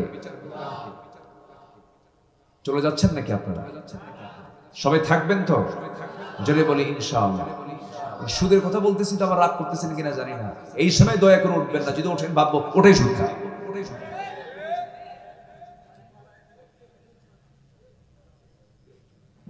সুদ, সুদের মহামারী চলছে, সুদের মহামারী। এত সুদ আজকে আর সমাজে, আল্লাহ। তবে প্রবাতে মনে হয় সুদ নাই। প্রবাতে সুদ আছে? সুদের সম্পদ, সুদ দিয়ে গড়ানো সম্পদের মেয়াদ থাকে না, যে কোনো মুহূর্তে শেষ হয়ে যায়। এটা মাথায় রাখবেন। আল্লাহর কাছে এই জন্য বলতে হয়, আল্লাহ আমাকে বরকতময় রিজিক দাও। কি রিজিক বলেন? বলেন, জোরে বলেন, কি কি রিজিক? বরকতময়, বরকতে ভরা রিজিক তুমি আমারে দাও। হাজার হাজার কোটি টাকার মালিক, শান্তি নাই। ঘরে ঢুকলে বউ ঠিক নাই, মেয়ের দিকে তাকালে ওর চরিত্র ঠিক নাই, ছেলেটা ইয়াবা খায়, শীত হয়ে পড়ে থাকে। আছে না নাই? ছেলে ইয়াবা খায়, মেয়ে নোংরামি করে, বউটা পরকিয়া করে। হাজার হাজার কোটি টাকার মালিক, ও নিজেও মদ খায়, শীত হয়ে পড়ে থাকে। একই ছাদের নিচে, একই দেওয়ালে, একই ফ্ল্যাটে, একই বাড়িতে থাকে, কারোর সঙ্গে কারো কোনো সম্পর্ক না। এগুলো কি রিজিক? এগুলো কি বরকত? ঈমান আনবো, নেক আমল করব, গোটা পরিবার, গোটা সমাজ, গোটা রাষ্ট্র বরকতে ভরপুর হয়ে যাবে। এই জন্য সফল হতে হলে আগে 1 নম্বর পুঁজি হলো ঈমান এবং আমল। ঈমান এবং, জোরে বলুন, ঈমান এবং আমল। আল্লাহ কবুল করুন, জোরে বলি আমিন। ঈমান আনা মাত্রই পরীক্ষা আসবে, কিন্তু পরীক্ষা দেব না ইনশাআল্লাহ? বলেন, পরীক্ষা দিতে রাজি আছি তো ইনশাআল্লাহ? ঈমান মানি হলো পরীক্ষার সম্মুখীন হতে হবে, পরীক্ষা দিতে হবে। আশাদ্দুন নাসি বালাউল আম্বিয়া সুম্মাল আমসাল ফাল আমসাল। এই দুনিয়াতে যত বড় বালা মুসিবত আসছে, এর মধ্যে সবচেয়ে বেশি বালা মুসিবতের সম্মুখীন হয়েছেন আম্বিয়া কেরাম। আপনি কোন নবীর দিকে তাকাবেন, তার বালা নাই, মুসিবত নাই। নূহ আলাইহিস সালাতু ওয়াস সালাম মারতে মারতে তাকে রক্তাক্ত করে রাস্তায় ফেলে দিয়ে যেত, কিন্তু তার দাওয়াত বন্ধ হতো না। তিনি কেমন করে দাওয়াত দিয়েছেন, ইন্নী দাউতু কওমি লাইলান ওয়া নাহারা। তিনি দিনে এবং রাত্রিতে কালিমার দাওয়াত দিয়েছেন। 900 বছর। কত বছর বলেন? 900 বছর। ইসলাম কবুল করেছে মাত্র 80 জন মানুষ। 80 থেকে 90 জন মানুষ ইসলাম কবুল করেছে। আমার বন্ধুগণ, তার দাওয়াত বউ পর্যন্ত গ্রহণ করে নাই, তার দাওয়াত সন্তান পর্যন্ত গ্রহণ করে নাই। ইমরাত নূহ, ইমরাত লূত, বউটা পর্যন্ত ঈমান আনে নাই, ছেলে পর্যন্ত ঈমান আনে নাই। কিন্তু এখানে এর মানে কি? আল্লাহর নবীর দাওয়াত ব্যর্থ না সফল? বলেন বলেন বলেন বলেন। তার দাওয়াত কিন্তু ব্যর্থ ছিল না। আইয়ুব আলাইহিস সালাতু ওয়াস সালাম কে আল্লাহ রাব্বুল আলামিন কত বড় পরীক্ষায় ফেলে দিয়েছেন। অসুখ বিসুখ হলে পরে অনেকে হতাশ হয়ে যান। আল্লাহ তাআলা নবীকে অসুখ দিয়ে বুঝিয়ে দিয়েছেন, দুনিয়ার মুসলমান, দুনিয়ার বান্দারা, তোমরা মন খারাপ করো না, আমি আমার পছন্দের নবীকে পর্যন্ত আমি রোগ দিয়ে তাকে পরীক্ষা করেছি। আসেন দোয়া করে দিই। এই যে 2-1 করে ওঠে, কি চাপ চুপ লাগছে নাকি আপনাদের? ও চাপ, নিম্নচাপ। নিম্নচাপ কি চাপ? কি জানে খুলে এখানে কি চাপ জানে কইছে না। একটু বসেন না, একটু বসেন ভাইরে। কত সময় কত দিকে চলে যায়। আপনি তো আমাকে দেখছেন, কিছু লোক যাচ্ছে, আমি আবার দেখি, আবার এই জন্য ওইদিকে চোখ চলে যায়। আমি চাচ্ছি যে 100% মানুষ, 100% মানুষ আমরা থেকে যাব। জোরে বলি ইনশাআল্লাহ। আমরা একসঙ্গে দোয়া করব ফিলিস্তিনকে নিয়ে, আমরা একসঙ্গে দোয়া করব কাশ্মীরকে নিয়ে। আর তবে আমার বিশ্বাস খুব বেশি দিন ধরে নয়, ভারত টুকরো টুকরো হয়ে যাবে। খুব অল্প দিন। গাজওয়াতুল হিন্দের ঘান আমরা নাকের মধ্যে পাচ্ছি। আল্লাহর ঘরকে তারা হাত দিয়েছে, ওরাও টুকরো টুকরো হয়ে যাবে। সম্মানিত ভাইয়েরা, আমরা বিজয়ী হয়ে যাব। শর্ত হলো ঈমান আনতে হবে, নেক আমল করতে হবে। রাজি আছেন তো? ঈমান এবং নেক আমল থাকলে আমার মুখের দোয়া কবুল করবেন কে? যা বলবো তাই কবুল করবেন। সবাই কি নামাজ পড়তে রাজি আছেন? কয় ওয়াক্ত নামাজ? আমার না খুব লজ্জা লাগে জানেন, মুসলমানকে নামাজের কথা বলতে। বিষয়টা এরকম না? মুসলমানকে নামাজের কথা বলতে, মুসলমানকে কেন বলতে হবে নামাজের কথা? এর কারণ হচ্ছে সবচাইতে বড় ব্যর্থতা হলো রাষ্ট্রের ব্যর্থতা, রাষ্ট্রের ব্যর্থতা, রাষ্ট্রের ব্যর্থতা। এত আইন পাশ হলো, নামাজের আইন কেউ পাশ করলো না। কি আইন পাশ করলো? আইন পাশ করলো হলো বেশ্যাবৃত্তির আইন পাশ করছে। করে নাই? সেই পতিতাবৃত্তি করবে, তাদেরকে শ্রমিকের মর্যাদা দিতে হবে। নারী সংস্কারের কিছু নীতিমালা, এই প্রেক্ষাপটে পাশ করা, ষড়যন্ত্র করা মানে কিছু নাস্তিক, ঘাপটি মারা কিছু নাস্তিক বিভিন্ন মন্ত্রণালয়ে বসে আছে। ঠিক কিনা? এগুলো আমরা হতে দেব না। মেয়েদের সম্মান মর্যাদা প্রতিষ্ঠিত হবে পর্দার বাইরে না পর্দার ভিতরে? পর্দার বাইরে না পর্দার ভিতরে? আমার মাদের সোশ্যাল সিকিউরিটি, সার্বিক সিকিউরিটি একমাত্র পর্দাই দিতে পারে। পর্দার মধ্য দিয়ে তাদের সিকিউরিটি আসতে পারে। মেয়েরা ঢাকবে, মেয়েরা শালীনপূর্ণ পোশাক পরবে। হুকুমটা কার? আসতে বলবেন না, হুকুমটা কার? কে কতটুকু কাপড় পরবে, কে কতটুকু ঢাকবে, কার পোশাকের কোন ড্রেস কোড হবে, সব বলে দিয়েছেন কোরআনে। তিনি কে?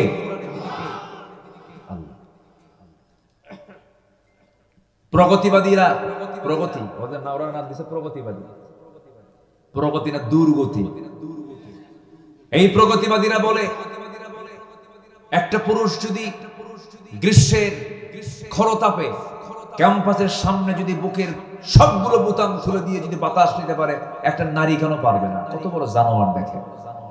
আছে না নাই?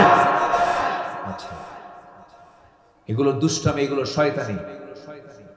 আল্লাহ তাআলা মাদেরকে বাহ্যিক যে স্ট্রাকচার দিয়েছেন, শারীরিক যে স্ট্রাকচার দিয়েছেন, মেয়েদেরকে আল্লাহ পাক ঢাকতে বলেছেন। আইয়ুদনিনা আলাইহিন্না মিন জালাবিবিহিন্না, তারা তাদের দেহের উপরে প্রশস্ত কাপড়টা ঝুলিয়ে দেবে। এটা কার বিধান বলেন তো? আসতে বলেন কার বিধান? গত কয়েকদিন আগে বাউফল, পটুয়াখালীর বাউফলে কোন এক কর্মকর্তা একজন এসএসসি পরীক্ষার্থী হলে বোরকা পরে ঢুকবে বলে তাকে বলা হয়েছে মুখের নেকাব না খুললে ঢুকতে দেওয়া হবে না। এদের ধরে জুতা বেটা করা দরকার। এখন এগুলো ষড়যন্ত্রগুলো চলছে। সম্মানিত ভাইয়েরা, সম্মানিত বন্ধুগণ, আমরা ঈমান এনেছি, নেক আমলও করব। জোরে বলি ইনশাআল্লাহ। বেনামাজি থাকবো না, নামাজি হব। জোরে বলি ইনশাআল্লাহ। বউ বেনামাজি, তাকে নামাজি বানাবো, বলবা নামাজ তোমাকে পড়তেই হবে। পৃথিবীর যত ভুল একজন মহিলা করুক, ইসলাম কখনো তালাককে পছন্দ করে না। ইসলাম তালাককে অপছন্দ করেছে। তালাক দিও না, বৈঠকে বসো, সমাধান করো। ওয়াসলহু খায়র, অনেক কথা বলে আল্লাহ তাআলা বারবার বলছেন তোমাদের সম্পর্ক তোমরা অটুট রাখো। কিন্তু যদি কোন নারী যদি আল্লাহর হক নষ্ট করতে চায়, আপনার স্ত্রী যদি নামাজ না পড়তে চায়, নামাজের যদি বিরোধিতা করে, তাহলে সে কি আপনার কখনো বন্ধু থাকতে পারে? বন্ধু থাকতে পারে? কিন্তু নামাজের কারণে সম্পর্কের অবনতি এটা খুবই কম।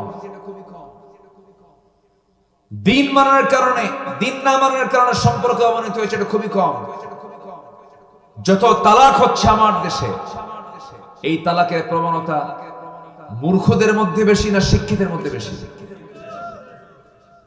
ভালো তো বললেন আপনারা, বলেন বলেন, মূর্খের মধ্যে না শিক্ষিতের ভিতরে? নামাজ নিয়া, রোজা নিয়া, ইবাদত নিয়া, পর্দা নিয়া না, বরঞ্চ পর্দায় থাকি কেন? চাকরি করবো না কেন? কি ঠিক কিনা বলেন? আমার যোগ্যতা আছে, আমি কেন বের হব না? সমান অধিকার। কি অধিকার বলেন? সমান অধিকার। নারী এবং পুরুষকে ইসলাম কখনো সমান অধিকার দিতে পারবে না, বরঞ্চ নারীকে আল্লাহ তাআলা পুরুষের চাইতে বেশি অধিকার দিয়ে দিয়েছে। আপনি সমান অধিকার চান কেন? সম্পত্তি বেশি পায় কে, পুরুষ না মহিলা? ভালো করে বলবেন। বাপ মরে গেছে, সন্তান রেখে গেছে, ছেলে 2 বিঘা, মেয়ে কয় বিঘা পাবে? কে বেশি পাইল না কম পাইল? বাপেরটা কম পাইছে, কিন্তু আয় 10 টাকা, ব্যয় 0। আয় 10 টাকা, ব্যয় 0। আর পুরুষের আয় 10 টাকা, খরচ 15 টাকা। খরচ কি? তাহলে সম্পদ বেশি থাকলো কার? বলেন, কার বেশি থাকলো? কার বেশি থাকলো? যার সম্পদের কোনো ক্ষয় নাই তার নাম হলো নারী। ইসলাম এত মূল্য দিয়েছে, হাজার হাজার কোটি টাকার মালিক হবে আপনার বউ, 1 টাকাও যদি খরচ না করে আপনার সংসারে, কোনো গুনাহ হবে কি? ঠিক কিনা বলেন? কিন্তু দায়িত্ব হলো স্বামী, তাকে খরচ করতে হবে, ফরজ মনে করে খরচ করতে হবে। হ্যাঁ, যদি আপনার স্ত্রী যদি খরচ করেন, এটি হেসান, ভালো, উত্তম কাজ, কিন্তু খরচ না করলে এতে কোনো যায় আসে না। তাহলে ইসলাম কি নারীকে ঠকাইছে মনে হয় নাকি? বোঝে না মায়েরা, উল্টা পাল্টা এমনি একটা কথা বলে যে আমাদের এমনি বস্তাবন্দি করে রাখছে, ঘরের মধ্যে রাখছে, রান্না বান্না করার জন্য রাখছে। ভুল কথা এগুলো। সন্তান কার পেটে থাকে? তো আপনার সন্তানটা পুরুষের পেটে ঢুকায় দেন না, দেন ঢুকায়, ঢুকবে? পুরুষ কি সন্তান ধারণ করে না?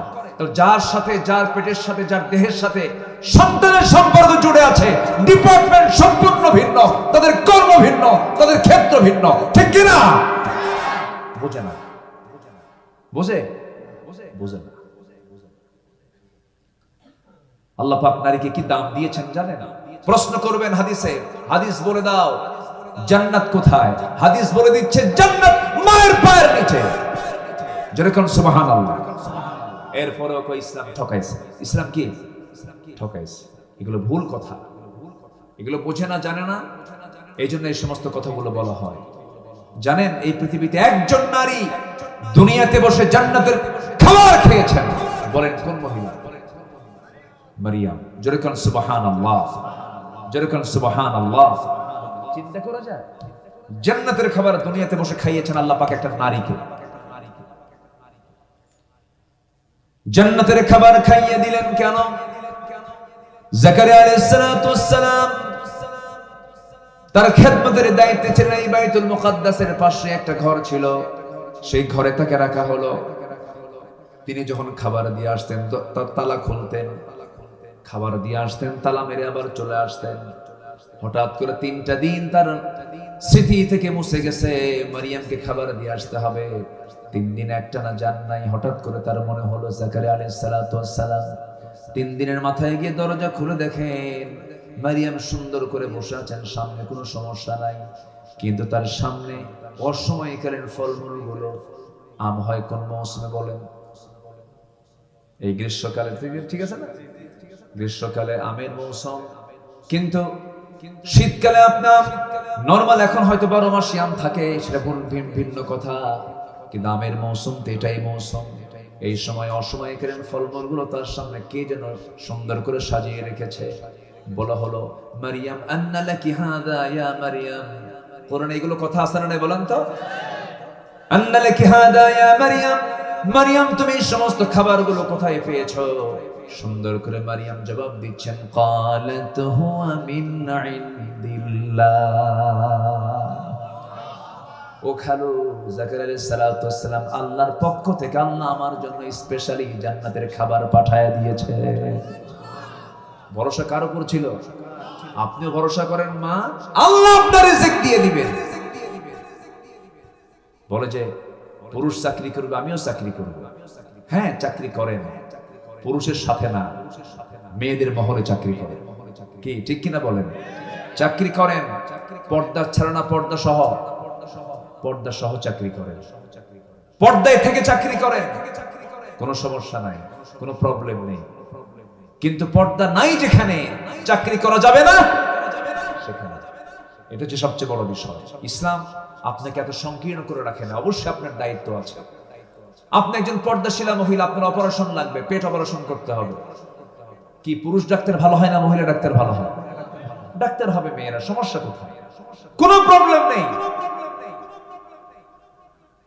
ইঞ্জিনিয়ারিং ফার্ম তৈরি হবে, সেখানে শুধু মহিলারা থাকবে, সেখানে সমস্যা নেই। প্রাইমারি স্কুল টোটাল মেয়েদের হাতে তুলে দেওয়া উচিত। প্রাইমারি স্কুল মেয়েরা দেখবে, কোনো সমস্যা নেই। সব পরিচালনা মেয়েরা করবে, কোনো ডিপার্টমেন্ট, কোনো সমস্যা নাই। কিন্তু চাকরি আগে না পর্দা আগে? আমার দেশে কোনটা আগে বলেন? আমার দেশে কোনটা আগে? চাকরি আগে, পর্দা দরকার নাই। আরো খোলো, আরো খোলো, যত খোলে তত সাহসী, তত কি সাহসী। কম কথা সাহসী মহিলা, সাহসী নারী, সাহসী অভিনেত্রী সব খুলে ফেলে। যেরকম নাউজুবিল্লাহ। মেয়েরা খুললে মর্যাদা পাবে না ঢাকলে মর্যাদা পাবে? ঢাকলে মর্যাদা। যত দামি দামি সম্পদগুলো সব আল্লাহ পাক, যত দামি দামি জিনিস মুক্তা কার পেটে থাকে? বলেন বলেন বলেন বলেন। ঝিনুকের পেটে। ঝিনুক থাকে কোথায়? সাগরের তলে থাকে।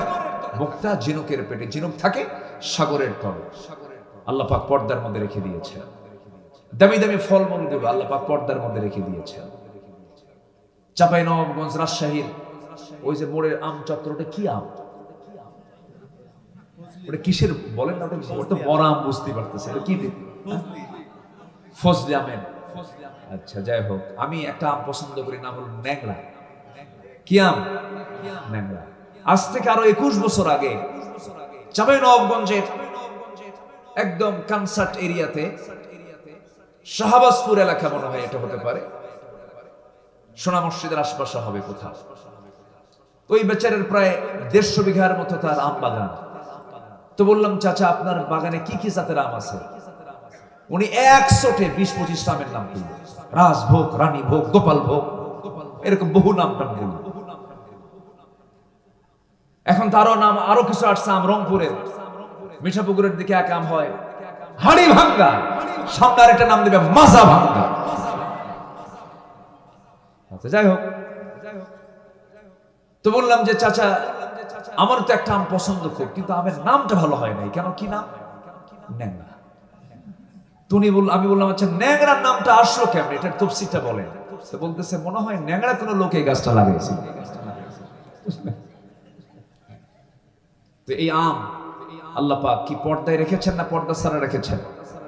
যদি কোনো আম বিক্রেতা, রাজশাহীর কোন আম বিক্রেতা সাহেব বাজার সেই মার্কেটের সামনে, নিউ মার্কেটের সামনে যদি আম বিক্রি করতে নিয়ে বসে, ভাবে যে আম যখন বেচতেই বসেছি জনগণ কষ্ট না পাক, একটা কাজ আগায় দেই, আম সিলে বিক্রি করব। পাবলিক আসবে না, মাসি আসবে। সেটা কোন মাসি? দেখছেন কি কয়? যে মাসি জায়গায় অজায়গায় পড়ে ওই মাসি আসবে, মৌমাছি আসবে না। মৌমাছি বোঝে এটা ঠিক না, এটা পর্দা নাই। আল্লাহু আকবার বলেন। মৌমাছি কি অজায়গায় বসে না জায়গায় বসে? বলেন বলেন বলেন। কারণ মৌমাছি সংগ্রহ করে আমার আপনার ঔষধ। আল্লাহু আকবার বলেন। অ্যান্টিবায়োটিক ঔষধ। কি ঔষধ? অ্যান্টিবায়োটিক। আপনার ঘা হয়েছে, কেটে গেছে, ফেটে গেছে, মধু লাগায় দেন, ঠিক হয়ে যাবে। মধু, এই মধুর ডিপার্টমেন্ট আল্লাহ পাক ছেড়ে দিয়েছেন মানুষের হাতে না মৌমাছির হাতে? মানুষের হাতে কেন দেন নাই বলেন? মৌমাছি মধু বানায়, 450 মৌমাছি 20 লক্ষ ফুলে যাতায়াত করে, 13 লক্ষ মাইল পরিভ্রমণ করে 1 পাউন্ড মধু সে তৈরি করে, তার পেটের মধ্যে নিয়ে সুন্দর করে মৌচাকে রেডি করে। আর সেই মধুর ভিতরে মানুষ মিষ্টির শিরা ঢুকায় কয় আরো মিষ্টি বানায় দিলাম খা। কত বড় হারামি মানুষ। কি কথা কি বুঝতেছেন? এই জন্য আল্লাহ বলতেছে যে মধু আমি তোদের দিলাম না, যা মৌমাছিকে দিলাম ওর ডিপার্টমেন্ট, ওয়াত আনিত্তাখিদি মিনাল জিবালি বুয়ুতা ওয়া আওহা রাব্বুকা ইলান নাহলি আনিত্তাখিদি মিনাল জিবালি বুয়ুতা। কি বলে, গাছের ডালে বাসা বাঁধো, তারপরে বাসার প্রাসাদের নিচ দিয়ে বাসা বাঁধো। মৌমাছির যে মৌচাক, কিয়ামত পর্যন্ত কোন আর্কিটেক্ট ইঞ্জিনিয়ার একটা মৌচাক বানাতে পারবেন। আল্লাহু আকবার বলেন। সব ডিপার্টমেন্ট দিয়েছেন, মৌমাছির হাতে ছেড়ে দিয়েছেন। ফার্মাসিউটিক্যাল ফ্যাক্টরি দিয়ে দিয়েছেন, জাহতু ফিহি শিফাউল লিন্নাস। এবং এই ফ্যাক্টরি, এই মধু তৈরি করার জন্য মৌমাছির পেটকে বাছাই করেছেন কে? মৌমাছির পেটকে বাছাই করেছেন কে? ইয়াখরুজু মিন বুতুনিহা শারাবুন মুখতালিফুন আলওয়ানুহা। কি হয়? ইয়াখরুজু, বের হয়, মিন বুতুনিহা, তার পেট থেকে, শারাবুন, কি শারাব, পানীয়, ড্রিঙ্কস, আলওয়ানুহা মুখতালিফুন, আলম, বিভিন্ন রং বেরঙের। মধুর রং কি একরকম হয়? ভিন্ন রং বেরঙের। এক একটা ফুলের মধ্যে এক একটা রঙের হয়, এক একটা ফুলের মধ্যে এক একটা রং আল্লাহ পাক করে দিয়েছেন। যেরকম সুবহানাল্লাহ। এই মধুগুলো সংগ্রহ করার সময়, রসগুলো সংগ্রহ করার সময় মৌমাছিগুলো মুখে নিয়ে আসে না, পেটের মধ্যে নিয়ে আসে। পেটের মধ্যে আলাদা স্টমাক আছে, মানুষের স্টমাক একটা, আর আল্লাহ পাক মধুর স্টমাক দিয়েছেন পেটের মধ্যে দুইটা। একটা তার পেটের স্টমাক, খাওয়ার স্টমাক, আরেকটা হচ্ছে হানি স্টমাক, মধু রাখার এক্সট্রা স্টমাক। আল্লাহু আকবার। সেই মৌমাছি কি সাহেব বাজার, ঠিক কিনা? অতএব যে মহিলার গায়ে পর্দা নাই, ওটা ডায়রিয়া, ওটা কি বলেন? রোগী বাঁচা অসম্ভব, শেষ হয়ে যাবে, অসুখ বিসুখ সৃষ্টি হবে। জেনা আছে যেখানে, নতুন নতুন রোগ আছে সেখানে। এই যে করোনা আসছিল, এগুলো সব জেনার ফসল। কিসের ফসল বলেন? গনোরিয়া, সিফিলিস, এইচআইভি, এরপরে যত বড় বড় জটিল রোগগুলো আছে, সমস্ত রোগের মূল কারণ হলো অবাধ যৌনাচার, অবাধ যৌনাচার, পর্দাহীনতা। এই জন্য মা বোনদের পর্দায় থাকার দরকার আছে না নাই? আসতে বলবেন না, আছে না নাই? পর্দা আগে পুরুষের দরকার না মহিলার দরকার? ও আপনার দরকার নাই। কত সস্তা আমল করতে চায় দেখেন। আল্লাহ পাক পর্দার হুকুম দিয়েছেন আগে নারীকে না পুরুষকে? এই তো এখন লাইনে আসছে, পুরুষকে পর্দা করতে হবে। এখনকার সমাজের সবচেয়ে বড় পর্দা হলো, আর নারী দেখার জন্য বাইরে যাওয়া লাগে না। দেখবেন বিভিন্ন জায়গায় 4-5টা ছেলে এক জায়গায় গ্রুপিং করে বসে, ওই যে মোরাকাবা মুশাহাদায় মোবাইল নিয়ে বসে, মোরাকাবা মুশাহাদা। কি কথা কি বুঝতেছেন? ওই যে বসে আছে, ঘন্টার পর ঘন্টা পার করতেছে, 1 ঘন্টা 2 ঘন্টা 3 ঘন্টা চলে যায়, কুটকুট করে হাসে, আবার স্ক্রিনের দিকে তাকায়, শুধু নখ দিয়ে টানে, দেখার পরে দেখতে থাকে, সময় চলে গেল, আধা ঘন্টা গেল, 1 ঘন্টা গেল, 2 ঘন্টা চলে গেল। এই যে আজকে ডিভাইসটা বের করে দিয়েছে ফেসবুক, কি মুসলমানদের না ইহুদি? বলেন কার? ইহুদির। আপনি এটাকে নিয়ন্ত্রণ করতে না পারলে আপনার ইমানটাও হেরে যাবে। ইমান নষ্ট করার জন্য তো এগুলো নিয়ে আসা হয়েছে। এর যতটুকু উপকার আছে তার চেয়ে ক্ষতির পরিমাণ কম না বেশি? এর থেকে যেটা কল্যাণ সেটা আপনি গ্রহণ করবেন। অতিরঞ্জিত পর্দার খেলাফ হয়ে যায় এমন কিছু আপনার জন্য করা যাবে না। ইমানকে যদি মজবুত রাখতে চান, নেক আমল করতে হবে। পর্দা হচ্ছে শ্রেষ্ঠ নেক আমল। সেই নেক আমলটা করবো আমরা, জোরে বলি ইনশাআল্লাহ। আল্লাহ রাব্বুল আলামিন সুন্দর করে বলছেন সূরা বুরুজে, আমি 11 নম্বর আয়াতের তেলাওয়াত দিয়ে শুরু করেছিলাম। 9টা কাজ করলে পরে আমরা সফল হব। 1 নম্বর কাজ চলতেছিল, নাম্বার 1 হলো ঈমান যারা আনবে, নেক আমল যারা করবে, তারা ফৌজুন কাবীর, তারা মহাসফল হয়ে যাবে। আমরা ঈমান আনবো, নেক আমল করব, 5 ওয়াক্ত নামাজ পড়ব। কারা কারা একটু হাত তুলে দেখান তো দেখি। জোরে বলি ইয়া আল্লাহ, আর জোরে বলি ইয়া আল্লাহ। আমাদেরকে 5 ওয়াক্ত সালাত আদায় করার তৌফিক তুমি আল্লাহ দিয়া দাও। জোরে বলি আমিন, আরো জোরে আমিন। নাম্বার 2 হলো নফসের শুদ্ধতা লাগবে। কিসের বলেন তো? নফসটা কোথায়? নফস কোথায়? অনেকে কয় মাথায়, 60 সেকেন্ড। এখন এ তো আবার প্যাঁচ লেগে যাচ্ছে না? মানে উনি এখন কোন নিয়মে যে বললেন জানি না, আমি একটু বলে দিচ্ছি। কিছু মানে আলোচকদের মধ্যে কিছু বিভ্রান্তি, এটা আত্তাকওয়া হা হুনা, আত্তাকওয়া হা হুনা আল্লাযী ইউওয়াসওয়িসু ফি, বলেন বলেন বলেন বলেন, সুদুরিন নাস, আল্লাযী ইউওয়াসওয়িসু ফি সুদুরিন নাস। ওয়াসওয়াসা দেয় শয়তান হলো কোথায়? ফি সুদুরিন নাস, মানুষের বক্ষে। কুলুবিন নাস বলেননি, কলবের দরজা হলো সদর। কলবের দরজা কি? সদর। এই সদরে এসে ধাক্কা দেয়, কলবের ভিতরে শয়তান কখনো ঢুকতে পারে না। আল্লাহু আকবার বলেন। ইয়াসআলুনাকা আনির রূহ কুলির রূহু মিন আমরি রাব্বি। অতএব নফস এই জায়গায়, আত্তাকওয়া হা হুনা, তাকওয়াটা এই জায়গা থেকে আমার সৃষ্টি করতে হবে। এটা যার ঠিক থাকবে তার সব ঠিক থাকবে। জোরে বলেন সুবহানাল্লাহ। আল্লাহ রাব্বুল আলামিন বলেন, সফল হতে চাও, নাম্বার 2 হলো, 1 নাম্বার ঈমান আনবে, নেক আমল করবে। নাম্বার 2 হলো পরিশুদ্ধিতা নিয়ে আসবে, তাজকিয়াতুন নফস নিয়ে আসতে হবে, নফসের শুদ্ধতা নিয়ে আসতে হবে। ক্বাদ আফলাহা মান তাযাক্কা ওয়া যাকারা ইসমা রাব্বিহি ফাসাল্লা বাল তু'থিরুনাল হায়াতাদ দুনিয়া ওয়াল আখিরাতু খায়রুন ওয়া আবকা إن هذا لفي الصحف الأولى صحف إبراهيم وموسى জোরে বলুন আল্লাহু আকবার। সফল হওয়ার জন্য 9টা আমল, কয়টা আমল বলেন? 9টা আমল। নাম্বার 1 হলো ঈমান, নেক আমল। নাম্বার 2 হলো পরিশুদ্ধিতা, তাজকিয়াতুন নফস, নফসের শুদ্ধতা দরকার। নামাজ আছে, রোজা আছে, হজ আছে, যাকাত আছে, দান সদকা আছে, কিন্তু নফস ঠিক নাই। দান সদকা দিলে পরে হুজুরকে বলে দে, হুজুর এত টাকা দান করলাম, জোরে একটা স্লোগান মারে, তাছাড়া দিব না। এ আছে না নাই বলেন তো? এটা আমার নামটা বড় করে বলেন, কি ওর কি দান হইছে?